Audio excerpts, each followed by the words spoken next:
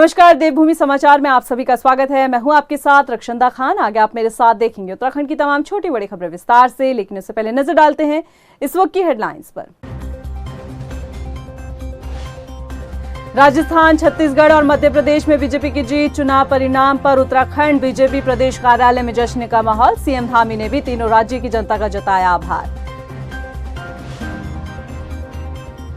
समान नागरिक संहिता को लेकर सीएम धामी का बड़ा बयान। देवभूमि में जल्द लागू किया जाएगा यूसीसी। रिपोर्ट मिलते ही सरकार प्रदेश की जनता से किया वादा करेगी पूरा। इन्वेस्टर समिट के लिए तैयारियां तेज। निवेशकों के स्वागत में सज रहा दून। सीएम धामी ने एफआरआई में व्यवस्थाओं का लिया जायजा।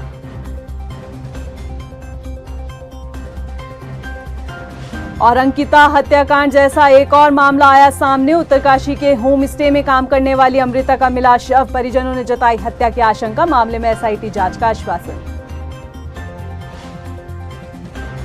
हेडलाइंस के बाद बुलेटिन में खबरें अब विस्तार से। और खबरों की शुरुआत सबसे पहले करते हैं इन्वेस्टर समिट से। उत्तराखंड में इन दिनों इन्वेस्टर समिट की तैयारियां जोरों शोरों से चल रही है। निवेशकों के स्वागत के लिए राजधानी देहरादून की कायाकल्प की जा रही है। सूबे के मुखिया पुष्कर सिंह धामी खुद तैयारियों को परख रहे हैं। बता दें कि मुख्यमंत्री धामी ने रविवार को कार्यक्रम स्थल एफआरआई में व्यवस्थाओं का जायजा लिया। इस मौके पर मुख्यमंत्री धामी ने कहा कि समिट में आने के लिए उन्होंने प्रधानमंत्री नरेंद्र मोदी को भी आमंत्रण दिया है। उन्होंने बताया कि डबल इंजन सरकार इन्वेस्टर समिट के जरिए राज्य में रोजगार के द्वार खोलने की कोशिश कर रही है। इन्वेस्टर समिट हमारे राज्य के लिए बहुत महत्वपूर्ण है, जहां इससे निवेश तेजी से आ रहा है और 2.5 लाख करोड़ के अभी तक हमारे करार भी हो चुके हैं। तो जब हमारी समिट हो जाएगी तो इससे हमें बहुत सारी आशाएं हैं। उसको लेकर हम लोग बहुत दिनों से तैयारी कर रहे थे। सारे लोग लगे हुए हैं। ग्राउंडिंग भी हमारी हो चुकी है, उसकी प्रक्रिया भी आगे बढ़ रही है। इससे जहां निवेश बढ़ेगा, हमारे राज्य की आर्थिकी बढ़ेगी।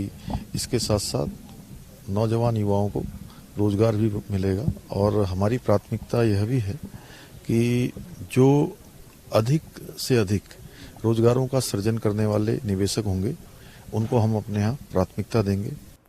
मुख्यमंत्री पुष्कर सिंह धामी ने समान नागरिक संहिता पर बड़ा बयान दिया है। मुख्यमंत्री धामी ने कहा कि देवभूमि में जल्द यूसीसी लागू किया जाएगा। उन्होंने कहा कि बिल पर काम चल रहा है। रिपोर्ट मिलते ही सरकार प्रदेश की जनता से किया वादा पूरा करेगी। हाँ, उस पर तो हमारा काम ऑलरेडी चल रहा है। वो तो हमारा कमिटमेंट है। उस पर उत्तराखंड की देवतुल्य जनता ने हमको मैंडेट दिया है, इसलिए हम उस पर आगे बढ़ेंगे। राजस्थान, छत्तीसगढ़ और मध्य प्रदेश में भाजपा की जीत के बाद उत्तराखंड प्रदेश कार्यालय में भी जश्न का माहौल देखने को मिला। भाजपा कार्यकर्ताओं ने आतिशबाजी करते हुए ढोल नगाड़ों पर एक दूसरे को मिठाई खिलाई, खुशियां मनाई। सीएम धामी ने भी तीनों राज्यों की जनता का आभार व्यक्त किया। वहीं इस मौके पर राज्यसभा सांसद नरेश बंसल ने कहा कि आज बीजेपी भारत की सबसे बड़ी पार्टी बनकर उभरी है। आदरणीय प्रधानमंत्री जी ने जिस प्रकार से पूरे चुनाव में उन्होंने परिश्रम किया है और लोगों की जो एक बॉन्डिंग उनके साथ है, वो केवल अब एक व्यक्ति के रूप में नहीं बल्कि एक विचार जनमानस में उनके प्रति बन गया है। और हमारे लाखों कार्यकर्ताओं ने अथक परिश्रम किया है, मेहनत किया है। मैं सभी राज्यों में जहां पर भारतीय जनता पार्टी की सरकार बन रही है, उन सबको मैं बधाई देता हूँ। भारतीय जनता पार्टी का बूथ अध्यक्ष से लेकर राष्ट्रीय अध्यक्ष तक और सरपंच से लेकर प्रधानमंत्री जी तक सब अपने को कार्यकर्ता मानते हैं और कार्यकर्ता के नाते अपनी भूमिका का निर्वहन करते हैं और हर स्तर पर पूरे मनोयोग के साथ पूरे 100% अपना योगदान देते हैं। इसी के कारण आज ये पार्टी विश्व की सबसे बड़ी पार्टी बनी है और लगातार हम विजय प्राप्त करते जा रहे हैं। तीनों राज्य के विधानसभा चुनाव के नतीजे पर कांग्रेस नेता हरीश रावत ने भी प्रतिक्रिया दी है। ईवीएम पर सवाल खड़े करते हुए उन्होंने कहा कि तीनों राज्यों में हार को वो स्वीकार करते हैं। हरदा ने इशारों ही इशारों में ईवीएम मशीन का जिक्र करके एक बार फिर चुनाव की प्रक्रिया पर सवाल खड़े कर दिए हैं। हालांकि सीधे तौर पर उन्होंने इस हार के लिए ईवीएम मशीन को जिम्मेदार नहीं माना, लेकिन उन्होंने कहा कि जिस तरह तीनों राज्यों में भाजपा ने जीत हासिल की है वो चौंकाने वाली है। सर्वप्रथम तो मैं तेलंगाना के लोगों को बहुत धन्यवाद देना चाहूँगा कि उन्होंने कांग्रेस को तेलंगाना में अनंतोगत्वा सरकार बनाने और जो त्याग कांग्रेस ने किया था तेलंगाना बनाने के लिए, उसकी कुछ उस तक एक भरपाई की है। छत्तीसगढ़ और मध्य प्रदेश के नतीजे हम सबको बहुत अंदर तक चौंकाने वाले हैं। मध्य प्रदेश में तो ऐसा लग रहा है जैसे जो वोटिंग मशीन है उसमें सब भाजपा ही भाजपा थी, और जबकि ज़मीन पर लग रहा था कि भाजपा साफ है। कांग्रेस मध्य प्रदेश में सरलता से सत्ता में आती हुई दिखाई दे रही है, और छत्तीसगढ़ की स्थिति ये थी कि भाजपा स्वयं छत्तीसगढ़ को अपने से बाहर मान रही थी।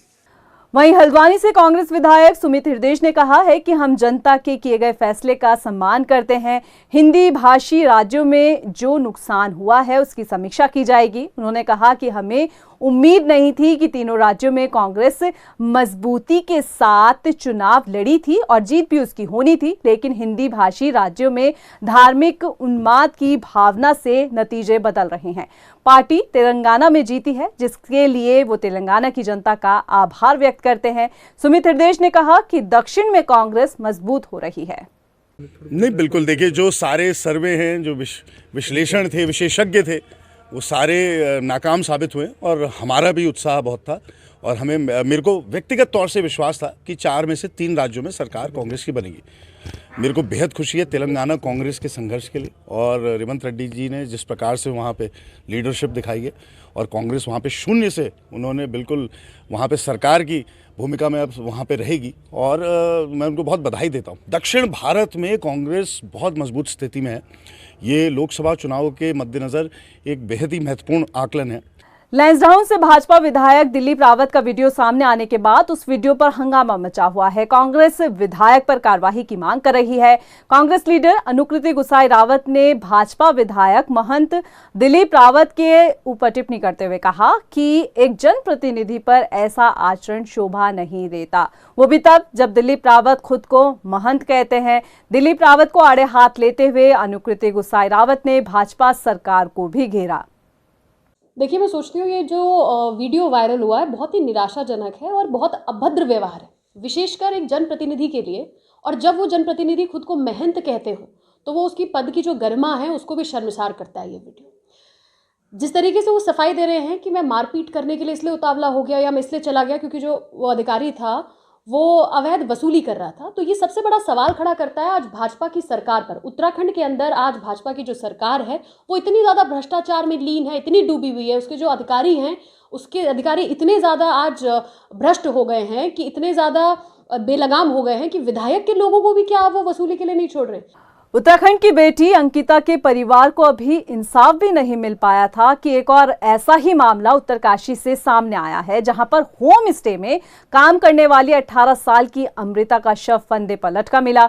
हालांकि परिजनों ने हत्या की आशंका जताई है और अब इस मामले में एसआईटी जांच के भी आदेश दे दिए हैं। रिपोर्ट देखिए। अंकिता के बाद अमृता हत्याकांड। होम स्टे में काम करती थी अमृता, परिजनों ने हत्या की जताई आशंका। मामले में एसआईटी जांच का आश्वासन। इसका लगातार हम इसका जांच करेंगे। जो केसेस ज्यादातर हैं आप उत्तराखंड के अंदर या देश के अंदर क्यों है? अगर कोई सीबीसीआईडी या कोई और उच्च स्तरीय जांच भी करवाने का अगर आप चाहते हैं तो हम वो भी लिख देंगे। उत्तराखंड की बेटी अंकिता की हत्या का मामला शांत भी नहीं हुआ था कि इसी तरह का एक और मामला सामने आया है जिसने सबको झकझोर कर रख दिया है। अंकिता का परिवार इंसाफ के लिए दर दर भटक ही रहा है कि एक और परिवार ने अपनी बेटी को खो दिया। ताजा मामला सामने आया है उत्तरकाशी से, जहां होम स्टे में काम करने वाली 18 साल की अमृता का शव फांसी के फंदे से झूलता मिला। शुरुआती जांच में इसे आत्महत्या बताया गया, लेकिन अमृता के परिवार ने हत्या का आरोप लगाया है। बता दें कि उत्तरकाशी 80 गंगा घाटी के भंकोली गांव में रहने वाली अमृता संगम चट्टी क्षेत्र के कफलो गांव स्थित होम स्टे में फांसी के फंदे से लटकी मिली। इस मामले के सामने आते ही जहां पुलिस ने होम स्टे मालिक और उसके कर्मचारियों से पूछताछ शुरू कर दी है, तो वहीं अमृता के परिवार वाले भी खूब हंगामा करते दिखे।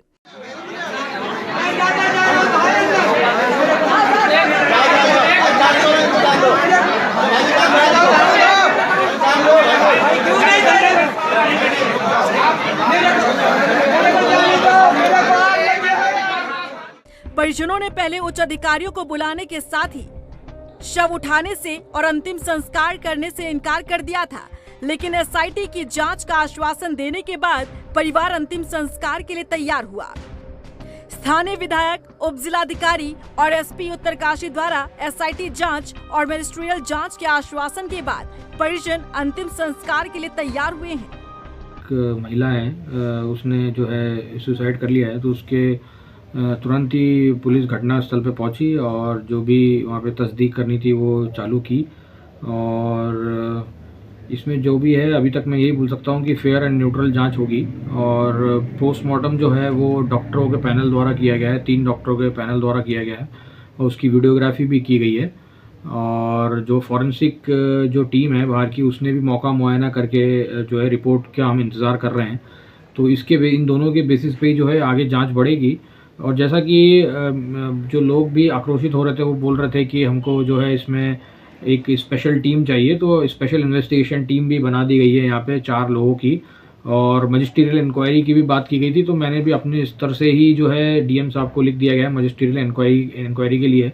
अब इसमें जो है 5 दिन का समय हमने उसमें तय किया है कि 5 दिन में हम जो है इनके किन कारणों से जो है हमारी बेटी ने ये कदम उठाया या जो भी हुआ उसके पीछे क्या कारण रहे, उसकी हम तहकीकात तक जाएंगे। और ये जो इन्वेस्टिगेशन है पूरी डीपली जाएगी, पूरी हर एंगल से इसमें जांच की जाएगी और जो भी इसमें दोषी होगा उसमें सख्त से सख्त कार्रवाई की जाएगी। जानकारी के मुताबिक अमृता पिछले 1 साल से संगम चट्टी क्षेत्र के कफनौल गांव में स्थित होम स्टे में काम करती थी। बीते शुक्रवार को सुबह करीब 8 बजे अमृता का शव होम स्टे के उसी कमरे में लटका मिला जिसमें वो रहती थी। इस घटना से क्षेत्र में हड़कंप मच गया।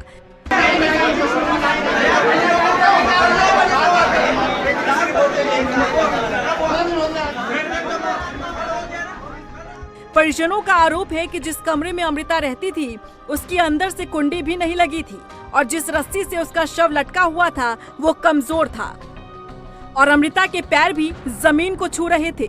उनका कहना है कि उनकी बेटी की हत्या की गई है और इसे आत्महत्या दर्शाने के लिए यहाँ फंदा लटकाया गया है। फिलहाल पुलिस ने होम स्टे में मौजूद वहाँ के मालिक और नौकर को हिरासत में लेकर उनसे पूछताछ शुरू कर दी है और परिजनों को एसआईटी जांच का आश्वासन दिया गया है। लेकिन इस घटना ने कई सवाल खड़े कर दिए हैं। शांत माहौल वाले प्रदेश में जिस तरह से उत्तराखंड की बेटियों को शिकार बनाया जा रहा है, वो कहीं न कहीं यहाँ की कानून व्यवस्था पर सवालिया निशान है। अगर आप ट्रेन से सफर करते हैं तो ये खबर आपके लिए है। बता दें कि राजधानी देहरादून से अप डाउन करने वाली 8 ट्रेनें अगले 3 महीने तक के लिए प्रभावित रहेंगी। स्टेशन सुपरिटेंडेंट ने बताया कि रेलवे ट्रैक पर इंटरलॉकिंग का काम चल रहा है, जिस वजह से 8 ट्रेनों का संचालन 3 महीने तक के लिए बंद किया गया है। हालांकि रेलवे के इस फैसले से ट्रेन में सफर करने वाले यात्रियों को परेशानियों का सामना करना पड़ेगा। अलग अलग डायरेक्शन की, जैसे कई आपके लखनऊ साइड की है, कई आपके दिल्ली इंदौर साइड की है। ये अलग ट्रेन के अलग अलग ड्यूरेशन है इनका। और इसका मेन कारण इसका ये है, देखिए पहला तो फॉग के टाइम में हर साल रहता है ऐसा। ट्रेन बहुत ज़्यादा लेट हो जाती हैं तो पैसेंजर को इनकन्वीनियंस रहती है, तो इसलिए करते हैं इनको कैंसिल करके शॉर्ट ट्रैक चलाते हैं कई जगह पे, ताकि पैसेंजरों को सुविधा रहे। और आपके सेकंड रीज़न रहता है, जैसे कोई मेजर काम होते हैं वो लोग इस टाइम पे पूरा कवर करते हैं, क्योंकि इस टाइम में ट्रेन कैंसिल रहती हैं।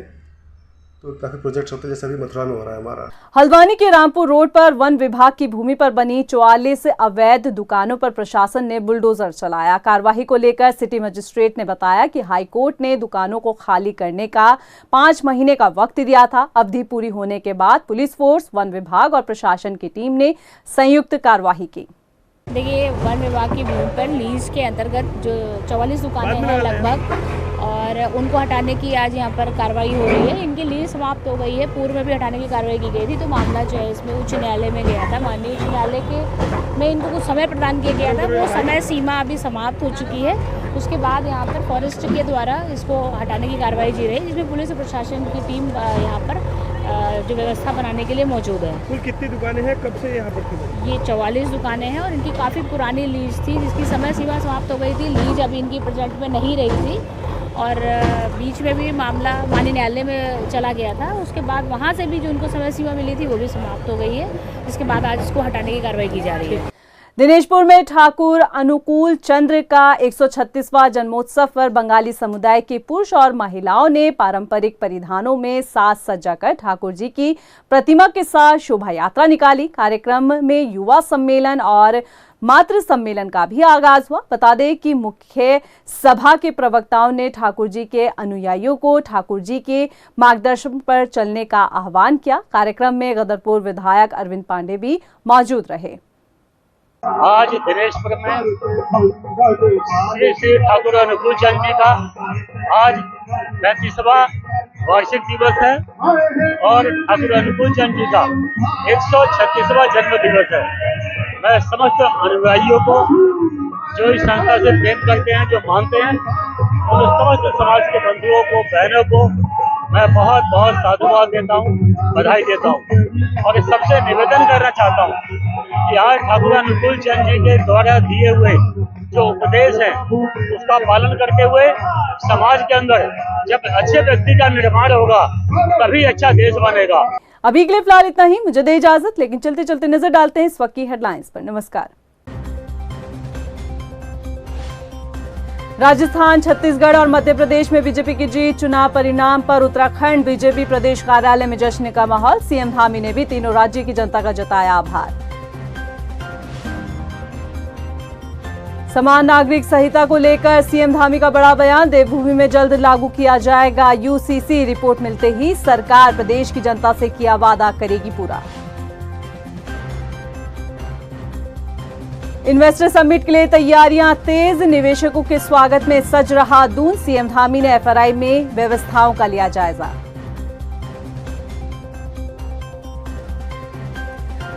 और अंकिता हत्याकांड जैसा एक और मामला आया सामने। उत्तरकाशी के होम स्टे में काम करने वाली अमृता का मिला शव। परिजनों ने जताई हत्या की आशंका। मामले में एसआईटी जांच का आश्वासन।